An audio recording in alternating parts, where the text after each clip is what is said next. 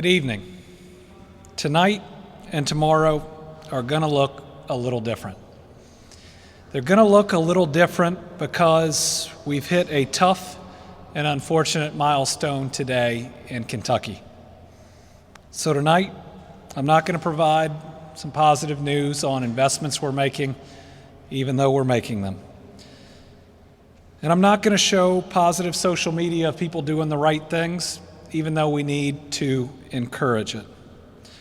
That's because tonight we have the painful news that we have now lost over 1,000 Kentuckians, our mothers and fathers, grandmothers and grandmothers, sisters, brothers, neighbors to COVID-19.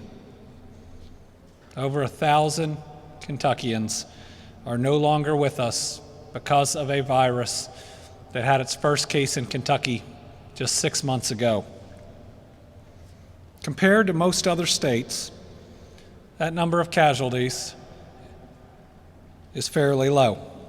And that's a testament to the people of Kentucky and the actions that they've taken. New York has lost over 33,000 of its residents. Florida, nearly 12,000. Ohio, over 4,000. Indiana's nearing 3,400. And Mississippi, nearly 2,600. But it's hard to be proud or excited about the news that we've lost over 1,000 of our citizens, all special people. Meaning over the last 6 months, we've had over 1,000 families going through something that's far, far too hard, and not being able to do it in that normal way, full funerals, of families being able to get together to grieve. To honor these individuals and their grieving families, we're going to have another wreath-hanging ceremony by the Kentucky State Police Honor Guard tomorrow morning at 10 a.m. here in the Rotunda. We'll be live streaming it.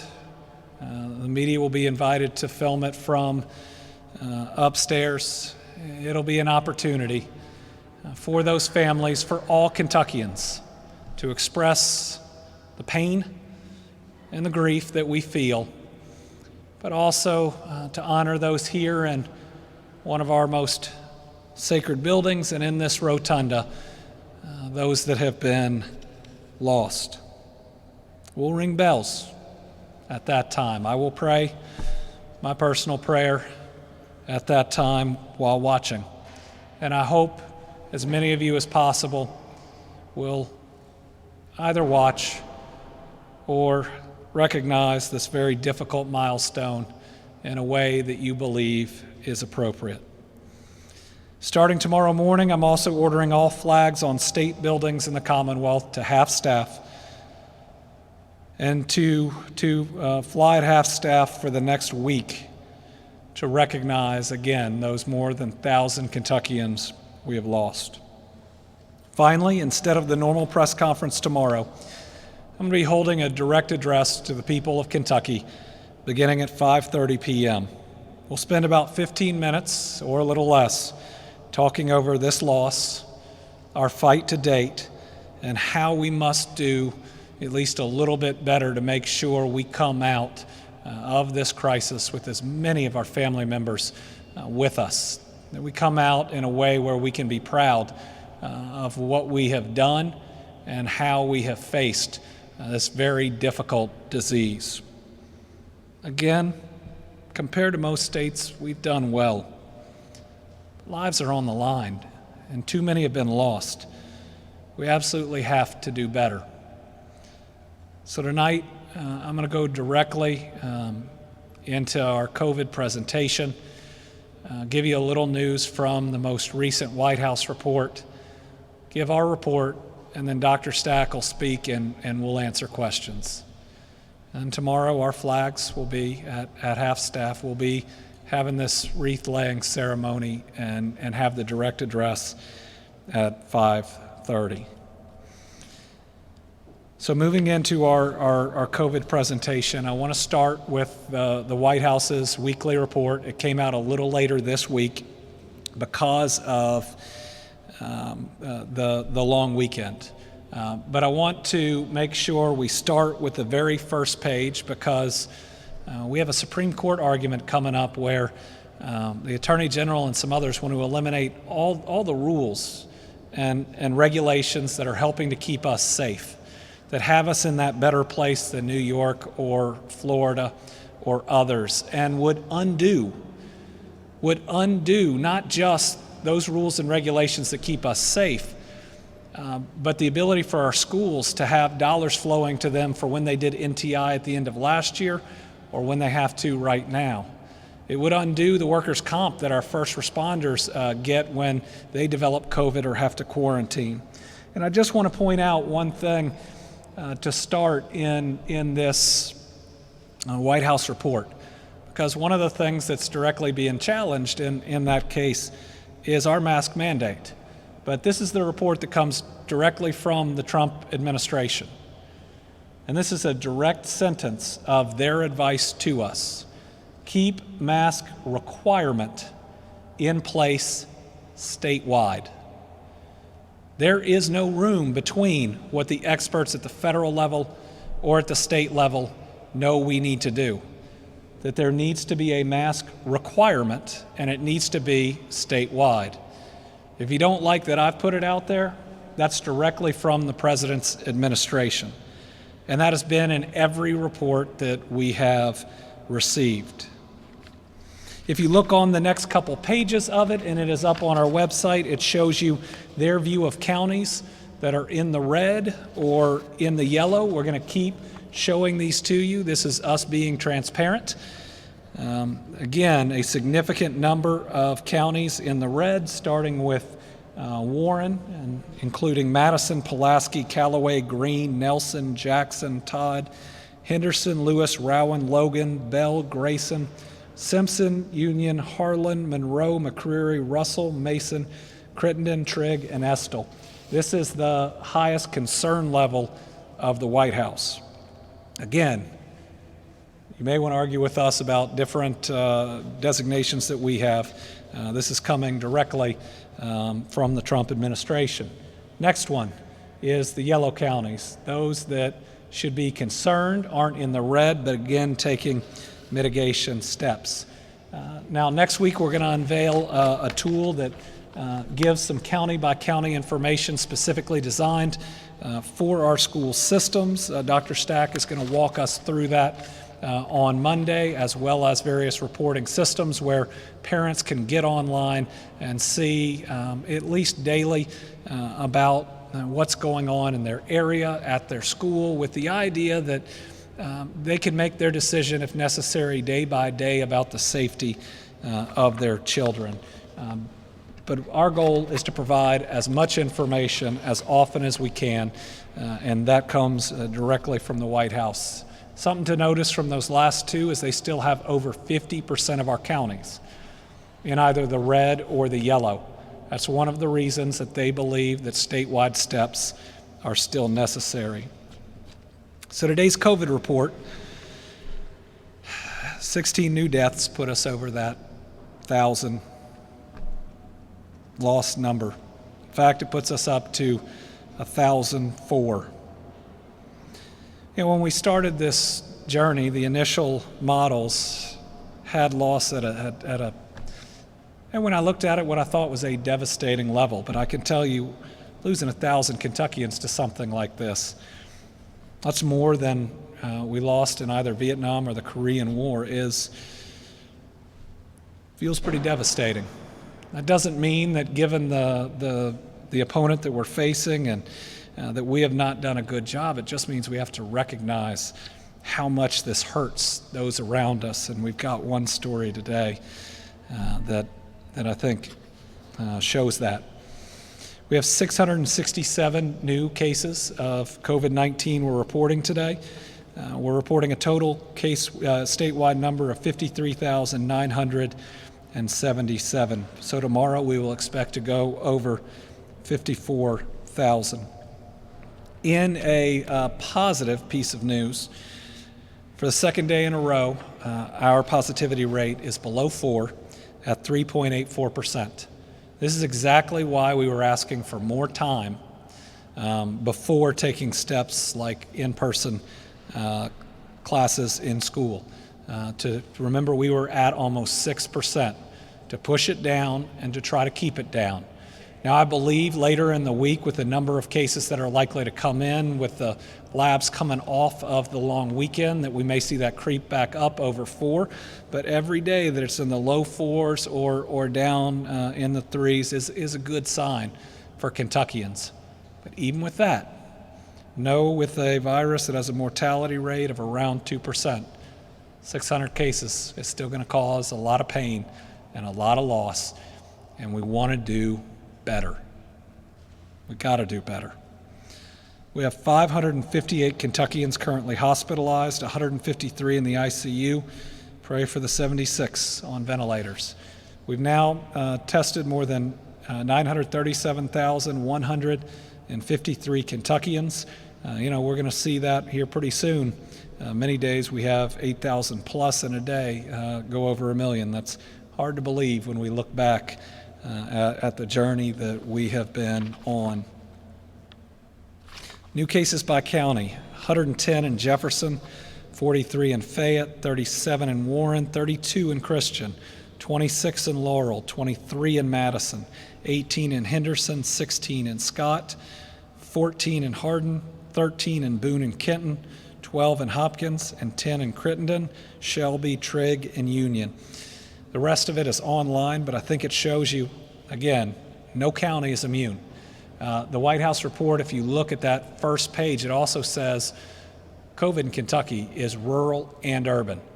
So let's not ever think that it's not here, it's just somewhere else. We have 1,000 families who would tell you that they probably thought it would be somewhere else, and it ended up being right there with them and their loved one.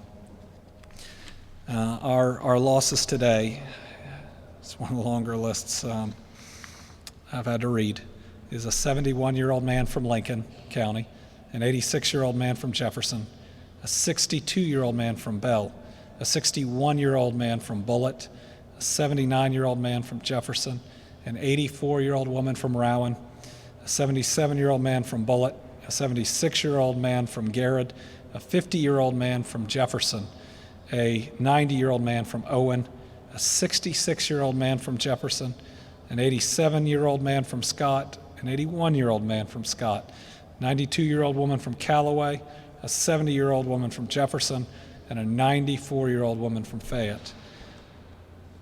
I want you to think about that list. We got a 50-year-old on it. We have multiple 60-year-olds on it. A number of people like my parents in their 70s, I'm not going to consider that old because I want a lot more time with them and my kids. Each one of these people is so much more than just what we read off. I mean, they're one of us. They're one of us, and no matter how old they were, they deserve time. And no matter what other complicating health factors that they had, this played a part in it. And we owe it to them to work hard to make sure that we limit the future casualties that we have. I'm going to tell you about one of those today. And it happened just yesterday. Just yesterday, we lost E.J. Mike, a 58-year-old frontline worker. I didn't realize until the picture that I have met E.J. Mike before. He was a physician's assistant at the Louisville VA Medical Center. But more importantly, he was a loving father to his twin girls, now only 13 years old. E.J. fought hard for 6 weeks at Norton Brownsboro, during which time he was on a ventilator. We learned of E.J.'s fight just an hour after his passing yesterday. We spoke to a friend and read online messages from coworkers and loved ones who called E.J. an inspiration and an amazing person who always put others before himself. We've talked to other family members throughout today. Our thoughts and prayers are with his 2 daughters, his family, friends, and the community he built at the Louisville VA. So today, I will wear my mask in honor of E.J. Mike And let's remember, every single one of these 1,004 losses is an EJ, is somebody whose kids, parents, friends love him just like those two 13-year-old daughters love him. I'm going to ask Dr. Stack to come up to talk a little bit to us, and then we'll open it up for questions, knowing that, again, today's a little different, and tomorrow's going to be a little different too.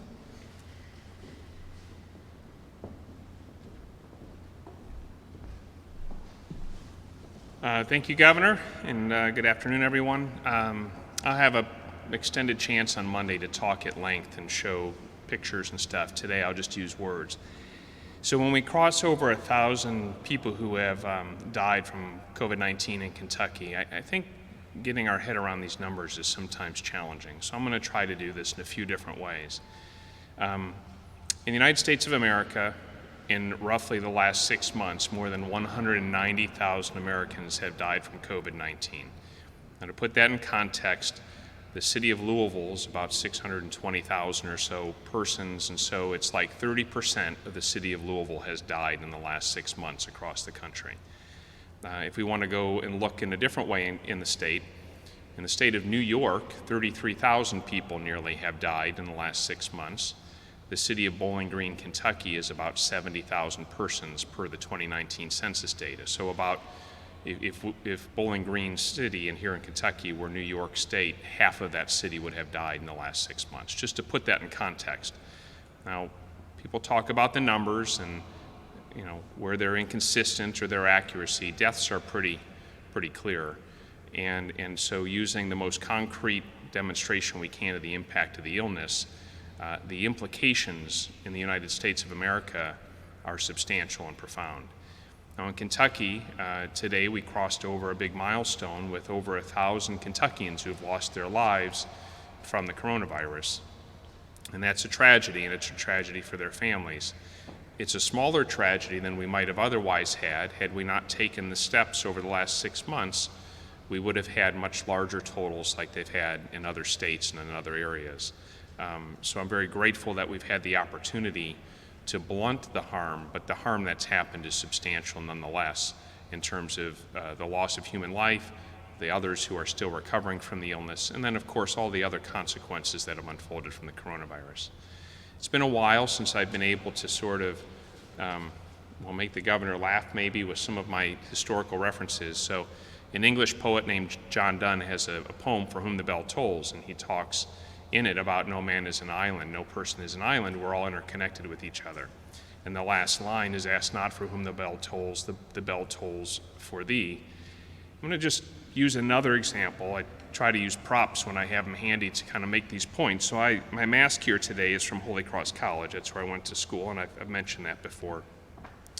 We're all pretty connected to each other. So another physician in this country that most people know, Dr. Fauci, and I are both alums from Holy Cross College. We're probably separated by about 30 years. Dr. Fauci, of course, is a senior physician leader helping to advise during the coronavirus epidemic, and here I have the privilege to do the same here in Kentucky.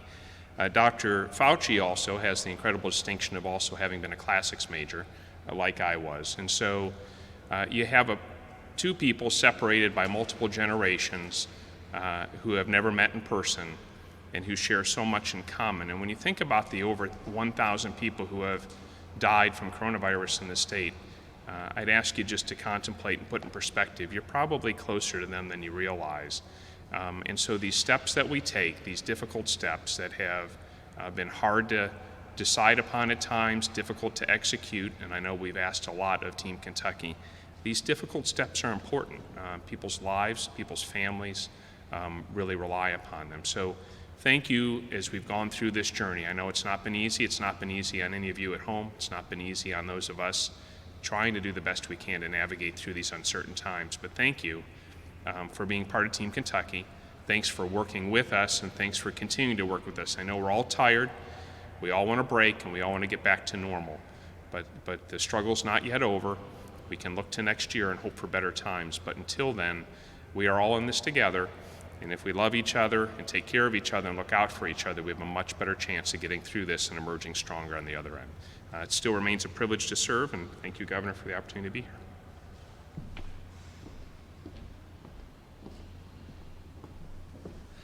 All right, we'll move into questions. So, Governor, as we cross this solemn milestone, we'll also learn more about what the president knew and when he knew it about the virus. Of course, the Bob Woodward tapes were revealed today.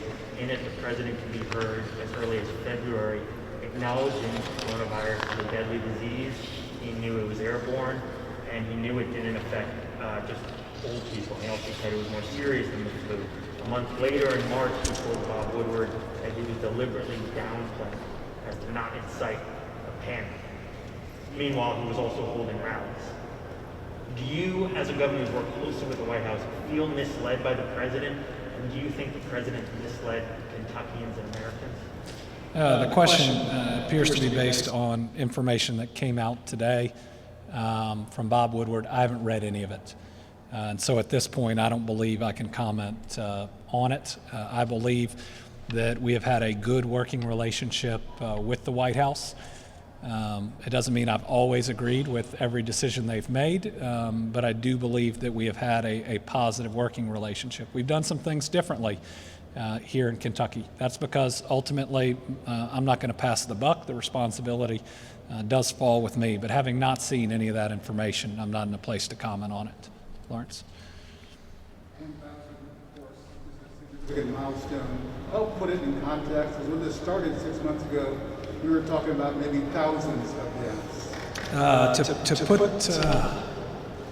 Putting 1,000 deaths in context. And I'll talk about in what we thought might happen in COVID, but I mean, losing 1,000 people to something that didn't previously exist in a 6-month period, that's hard. And it's something most of us have never experienced before. When you look at anything else that kills that many people in that amount of time, you know, hopefully we all agree that it is a crisis and must be addressed. You know, there's a likelihood that our deaths from COVID will exceed our overdose deaths this year. And I hope we all recognize that there's an addiction crisis out there that we can and must address. There was a period of time early on where experts judging on the Spanish flu, and again, having never dealt with this virus entirely new, thought we'd be looking at tens of thousands of deaths. And I'll tell you, that was a time when my job was to call for calm, but walk back into my office and look at projections that made it even tough to talk to people, to pick up a phone, knowing what was possible and could have been possible. But there was also a time where we thought our outcome might even be under what we have passed now, based on the time in late March and early April, primarily early April. What this says is the amount of loss that we're going to experience depends on us. Nobody else, depends on us. And it depends on each and every one of us. One individual not making the right decision can cause our casualties to rise. I remember another time where we've all been tested where if one member of the state potentially doesn't step up and do their part, others are harmed. How well we're going to do and how we're going to come out of this depends on us. Debbie? With these numbers of cases, are you concerned that people aren't doing what they need to be doing, and we're just going to continue to see a rise of cases and deaths? Question is, depending on this number of cases, am I concerned that people aren't doing what they need to be doing? Well, first, I am deeply grateful. That's what Dr. Stack always says. But I'm deeply grateful to the people of Kentucky for their work thus far. You look at almost any other state, and you look at what happened in Florida and Texas and Alabama and South Carolina, Arizona, and us having appeared to have stopped it. You look at the first surge and what we were able to do being healthy at home. You know, the people of Kentucky, more so than just about anywhere else, have stepped up and have done what it takes. My worry is that people get tired and that we miss so many things, and we now realize how much we miss them. I remember thinking kids, and sometimes even my kids, were always on electronics. and they weren't connecting enough, and now we're seeing how connected we truly are and how much we miss those personal connections. My fear is that like the start of summer kind of up to the 5th of July, that we may be seeing a period starting in late August where we let our guard down, where we have fatigue, and what happens is a rise in cases, and when cases rise, so do deaths. Now, I think that's natural, and it's happened in a lot of places, but my job is to do everything I can to encourage the people of Kentucky and try to put the right type of rules and restrictions in place that enough people will follow to lessen that damage. Because it's hard for people to conceptualize, it's hard for me too, that if I get up on this day and I say, I'm just not doing this anymore, and I miss having a block party where we get everybody in the neighborhood together because it was so fun and the bouncy with the kids, that somebody probably I don't know and that I will never meet could pay the ultimate price for that it could shut down a school system that might otherwise be open in another county. It's really hard to view something so small as staying 6 feet away from somebody or putting on a mask when you could be asymptomatic as causing such significant potential harms. And knowing that while the possibility may be small, there's so many of us out there that could be asymptomatic that it's happening every day at such frequencies. And I just think that it's important to have a reminder, but also losing 1,000 people ought to kick us all a little bit in the butt, or maybe in the gut. And we ought to recognize that we don't want to lose 1,000 more and do what it takes. Tom? Wow. Is the state still looking for more people to engage in that? We'll have an update next week. We'll bring it in on contact tracing. I know we're over 600. I think we were approaching 1,000 contact tracers. We've reached significant capacity, and our local health departments are working so hard, especially with us moving towards reopening schools, and it's never going to be more important to do it quickly than then. I believe our contact tracers are working as hard as they can, but if we can't keep our overall numbers to a reasonable level, there's just too much volume to do all of the contact tracing, and at that point, we're going to have to make decisions about what comes first. A lot of that's going to have to be school based and long-term care facility based.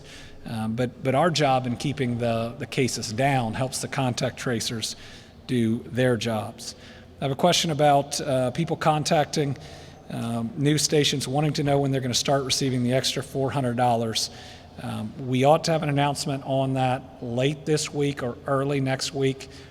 I think at the latest, we want to make sure that we have the entire system up and running, that we don't run into additional complications trying to have learned lessons from the past. But remember, you're going to be able to apply all the way going back until when the last supplement ran out. So I know nobody is missing out ultimately on those dollars, but I know people need them quickly. And tomorrow, I think we'll talk about, I believe, overall the state doing a good job and some areas needing to do better of trying to help people. And that's everything from unemployment to Medicaid to SNAP to the Team Kentucky Fund to the new eviction fund to some others that we hope will be coming out. Trying to be there for each other during this period, and I hope that encourages everybody else to be there for each other too. Yesterday, you mentioned that there were 20 fatalities in the queue that were being looked at. Does that include today's 16, or is that another list? The fatalities being reviewed by our committee yesterday that included at least 18, not all of them are on today. Some of them are more complicated. They also wait for records to come in. But it ought to tell people about the work that we put into this data.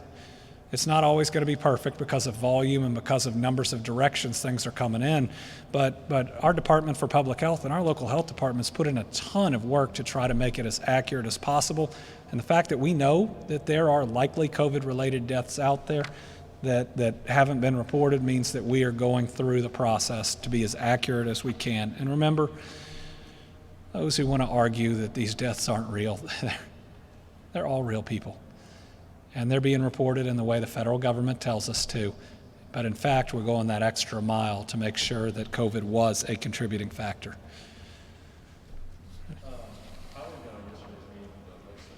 Caucus go, and where's the progress, or where's the situation at with the possibility of a special session being called? So yesterday I had a meeting with Kentucky's Black Legislative Caucus. It was a very productive meeting to be able to hear their ideas on what would make a special session worth it.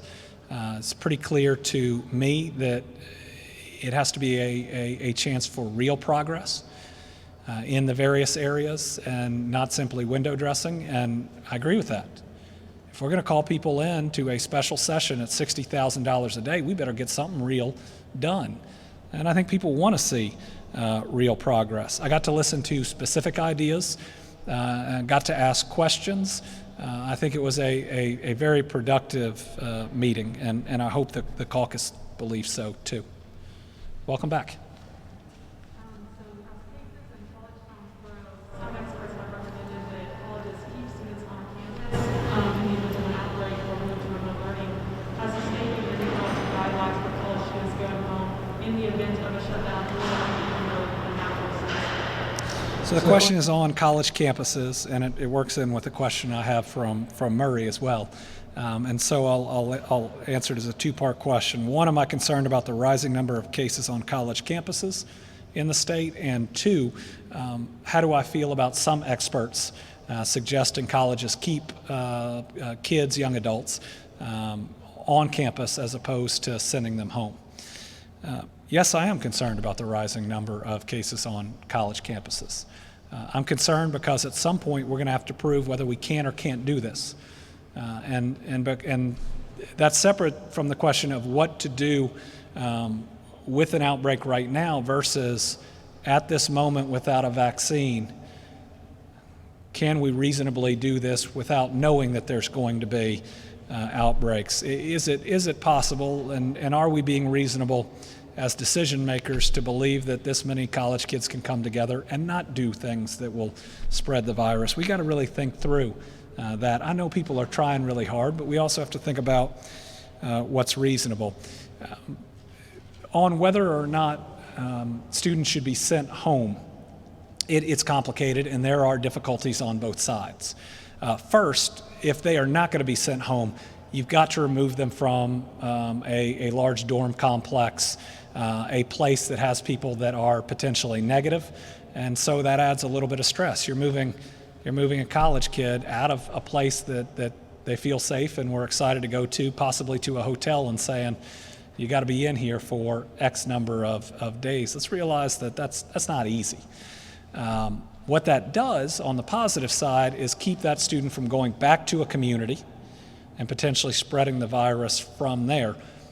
What it doesn't do is to provide the oversight that parents would have if they went home about not going out, breaking whatever rule, because listen, it would be hard when I was 19 to 22 to sit in a hotel room and not see anybody for 10 straight days.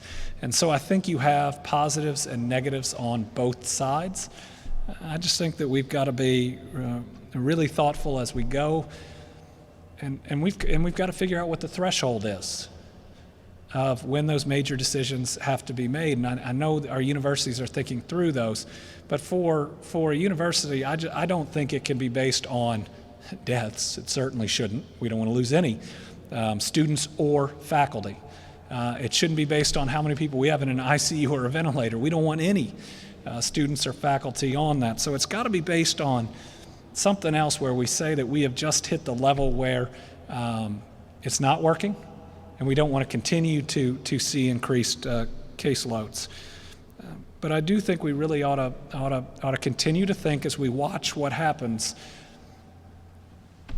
whether or not our expectations that we set for students are reasonable. Go on and do after this and whatever your goals are, but today 1,000 deaths in Kentucky. I don't know. I mean, when you retire one day, where is this going to sit in terms of your career? And I don't know your thoughts on it.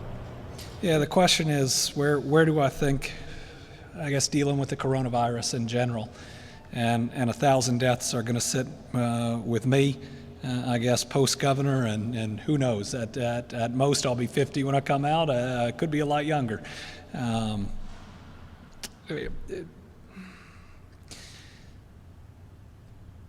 I expect during my governorship to do a lot more than simply get us through the coronavirus, and there's nothing simple about that. I intend for us to come out of it stronger and better. I intend to create better jobs, better paying jobs, better educational opportunities for all of our people, to move us forward in substantial ways, to provide more affordable health care to everybody, to do everything I can to make sure no one goes hungry, whether it's during a pandemic or afterwards, to build the type of world that I think my 2 kids deserve, and other people's kids do too.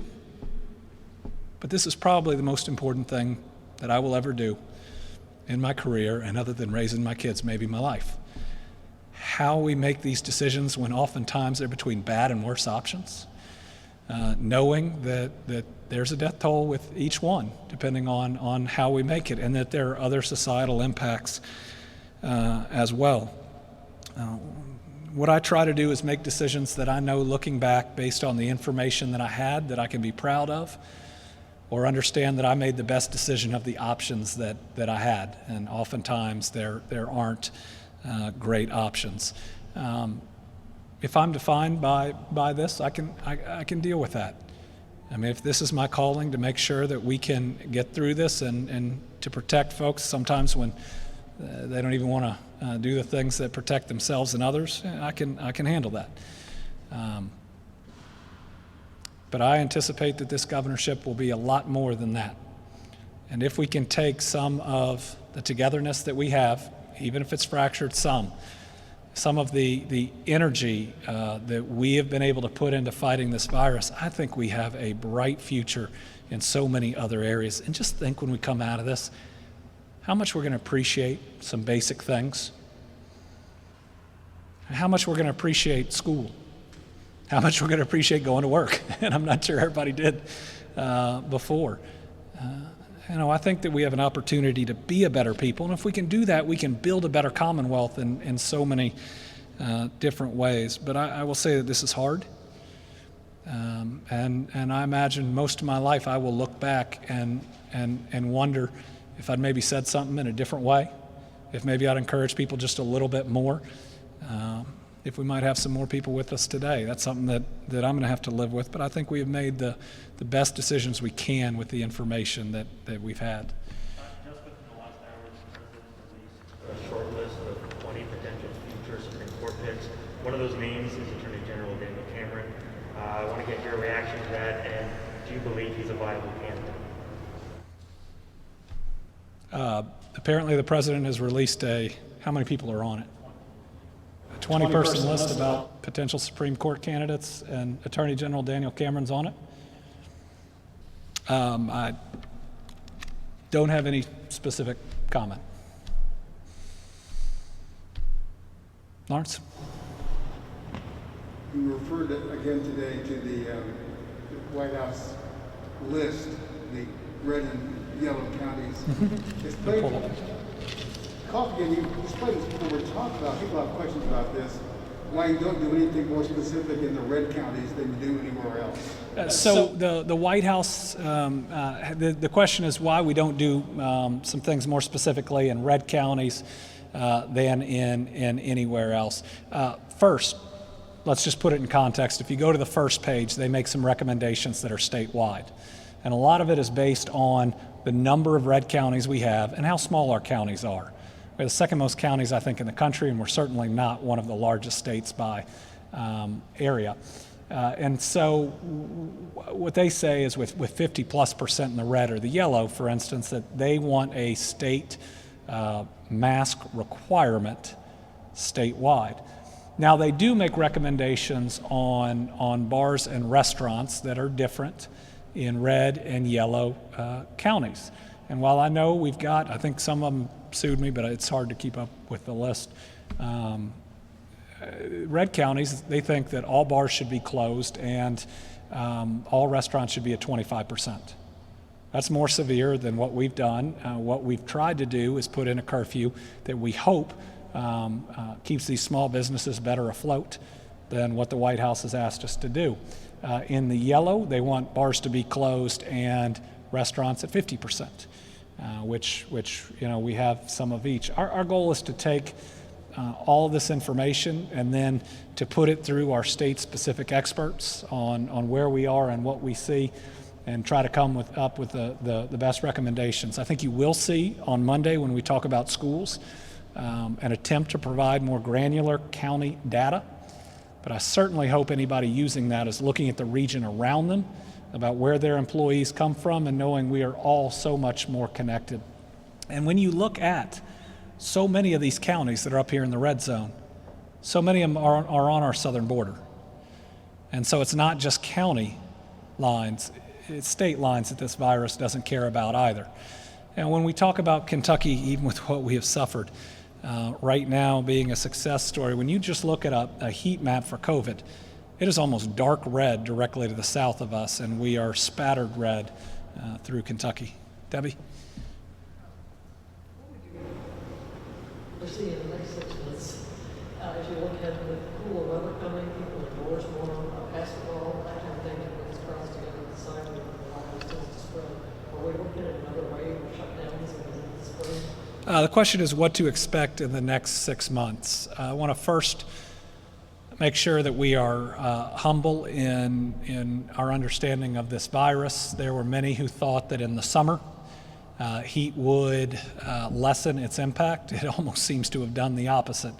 And so I think trying to predict it is very difficult, as opposed to making sure we continue the practices that we know reduce or lessen its spread. If I had looked forward in the next 6 months, I believe we will have in 6 months, certainly, an approval for a vaccine that hopefully at that point we believe has proven to be safe. That will again be the fastest in human history, but I believe that we are on pace for that. The question will then be scaling manufacturing of one and or more. I actually believe we will have more than one effective vaccine, and that will be helpful from the manufacturing standpoint.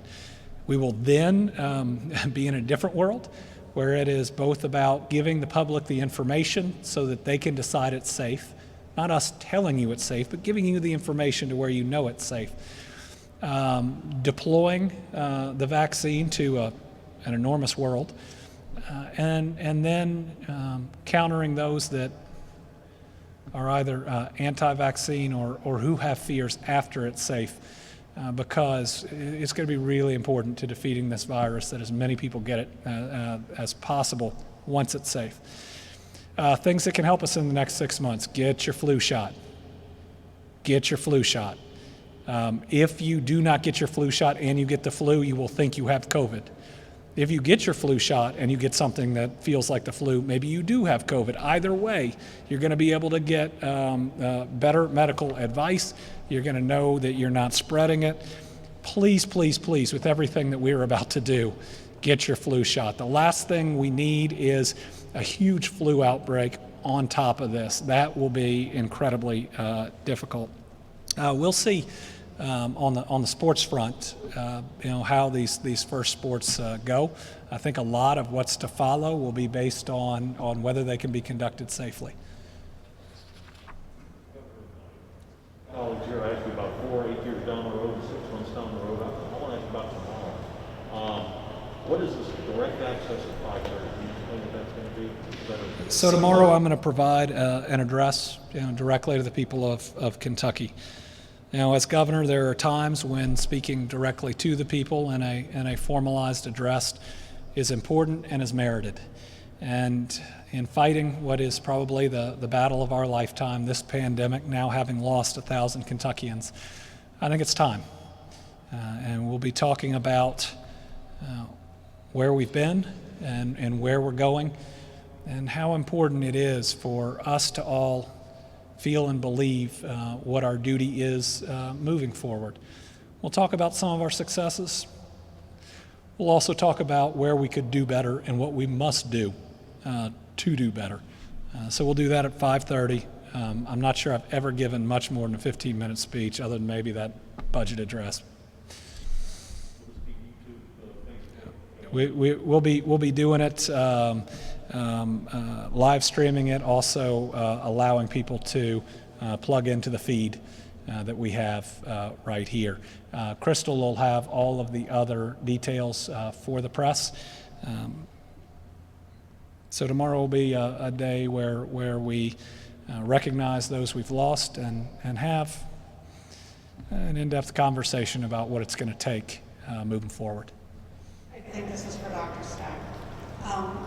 The vaccine today, one of the drug companies put a pause on their trials on social media on the message where people like see it's failing or see everyone is taking a definite stance. Can you explain kind of the process and how this is something that actually is kind of normal?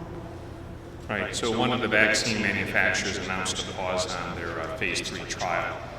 This is one of the challenges when so much attention is given to what is normal science. So I don't know why they did the pause. I don't know what the event was that triggered it. We'll find out over time.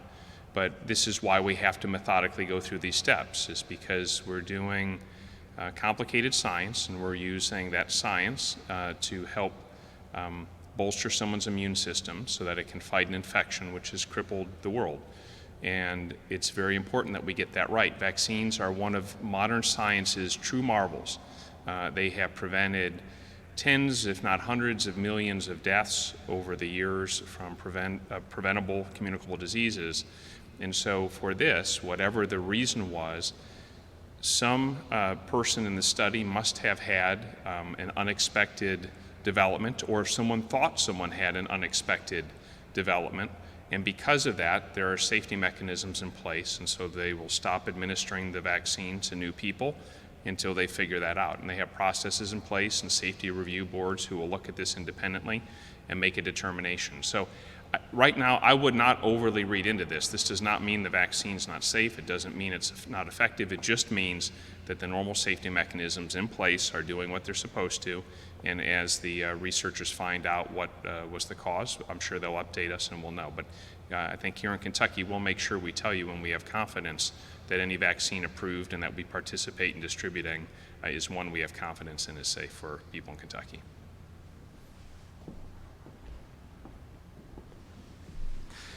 There's a question of what is the status of reopening unemployment offices across the state and what processes need to be completed before this can be done. Two things. Number one, we got to get caught up. Most important thing. If we deploy folks to various offices before we get caught up, we fall further behind. And number two, we've got to be able to do it in a way that we believe is reasonably safe and protects those employees from COVID-19. Again, I don't have a date set, but we are committed to getting it done.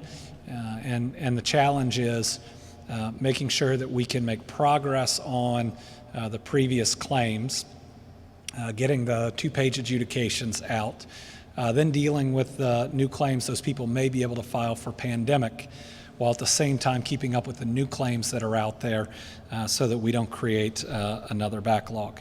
I want to make sure that when we move people out, we don't hurt the efficiency overall. We're not there, but we're going to get there. I'm going to ask you about this, even though it's a question that you've heard probably hundreds of times, but the number of people who have died, most of those are older Americans or older Kentuckians, and hospitalization has either been steady or has dropped since the pandemic started. This certainly, I don't know if we can characterize it as a problem right now. But with that being said, there's still people who think that this is not that serious of a problem. How would you respond to that in light of crossing the 1,000 death threshold? Yeah, for those that don't believe this is serious, there's 1,000 families you can go talk to. I'm sure they'd love to have their loved ones here. For those that think this only kills old people, there's 1,000 families that would tell you that they don't view their loved one as merely old. They are a person that they care about and that still had more years with us. And then sometimes you say, oh, this isn't COVID, it's some pre-existing condition, unless you want to claim that everybody walking around with diabetes is already dead. Then you know that COVID is contributing. significantly. If you don't believe this is real, can you put the picture back up? This individual we lost today. And I hope his family's okay with it. There are twin 13-year-old girls that are growing up without their dad. People who are out there trying to spread false information saying this isn't real, shame on you. Shame on you. If somebody believes you that hasn't made up their mind, they may be in harm's way. This person should still be with us today. They are real. You know what? Even if somebody was 94, 98 years old, 101, if they still had time on this earth, they should still be here today. Acting like it's not real and that its loss isn't real, it demeans the sacrifice that Kentuckians have made, and it is not kind. It is not who we ought to be. To me, it is not Christian. These are people we love and that we care about. You know, there are people who have denied every major occurrence, it seems, in the world at different times. All that does is cause more harm and more loss across the commonwealth. So that's something we want to look out for with the COVID-19 information, but it is not reporting clusters of cases. So this is our campus, it's not reporting which cases, which dorms were in those cases, and it's not reporting the number of students who are in quarantine because of exposure.